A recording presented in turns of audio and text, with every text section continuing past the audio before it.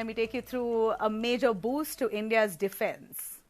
India's defense capability is getting a big thrust. The country is now moving ahead with its first fully indigenous integrated air defense weapon system, or the IADWS as it's called, following the deployment of Delhi's Iron Dome.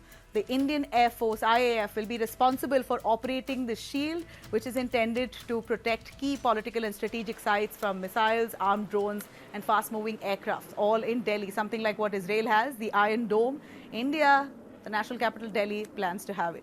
The multi-layered system will combine homegrown missile platforms, quick reaction surface-to-air missile, which is QRSAM, and very short-range air defense systems. Platforms along with advanced radar sensors and command networks that will govern it. The Defense Ministry has accelerated the project, especially after Pakistan's alleged attempt to, in fact, what Pakistan and India had during the near warlike situation, and then India retaliating to Pakistan's aggression with Operation Sindoor in May this year. India has now decided to up its defense capabilities and protect our country by all means.